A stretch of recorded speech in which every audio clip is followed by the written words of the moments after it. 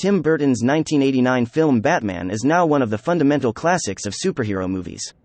It was also one of the first massive studio efforts to turn a comic book superhero into a blockbuster film franchise. As a result, many fans know the movie backwards and forwards. But there might still be a few more esoteric pieces of trivia associated with the film that you might not be aware of. With that in mind, here are a few of the most interesting pieces of Burton Batman trivia that we've encountered over the years. Number 1. It wasn't originally Tim Burton's movie. In the 1980s, it took several years for a new Batman movie to get off the ground. During that time, a variety of filmmakers were attached to the project, including some fascinating choices that seem pretty bizarre in retrospect. The most bizarre is probably Ghostbusters director Ivan Reitman, who according to rumor wanted to cast Bill Murray and Eddie Murphy as Batman and Robin in a comedic Batman. Other filmmakers who were in the running before Tim Burton was brought on board include Gremlins director Joe Dante and horror maestro Wes Craven. Craven had some experience with films based on DC Comics characters after directing Swamp Thing in 1982. Casting during this period was also an open question, so it's even harder to fathom some of the names that were considered for the role of Batman.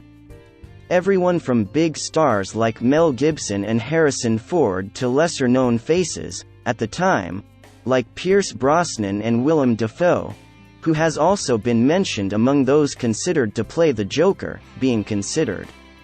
But as fate would have it, we ended up with the Burton Batman film we know and love. Number 2. I'm Batman wasn't in the Burton Batman script. One of the most memorable of Batman's lines in the film wasn't in the original Burton Batman script. Instead, as the story goes, it was Michael Keaton who decided to improvise and say, "I'm Batman," instead of reading the less direct, "I am the Knight," as it was written. Number 3. Billy D. Williams was supposed to play Two-Face.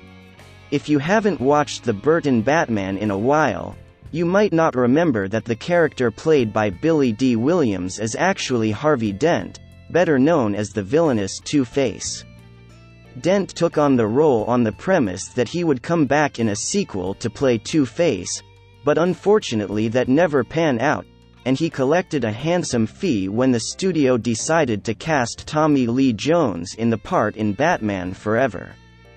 But justice was eventually done when Williams got to voice Two-Face in 2017's The Lego Batman Movie. Number 4. That sketch of The Batman was drawn by a special artist.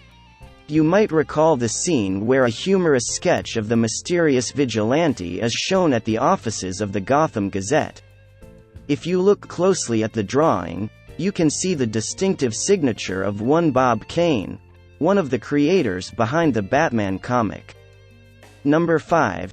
Jack Napier was invented for the film.